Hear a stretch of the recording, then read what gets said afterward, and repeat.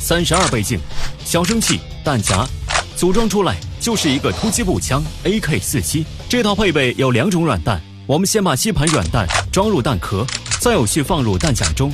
安装到枪上之后上膛，注意要回位才能发射，扣动扳机，每一次上膛都能体会到抛壳的真实射击感觉。按压这个按钮就能卸下弹夹，我们换上圆头软弹，调节32倍镜，挑战不一样的射击玩法。突击步枪 AK47。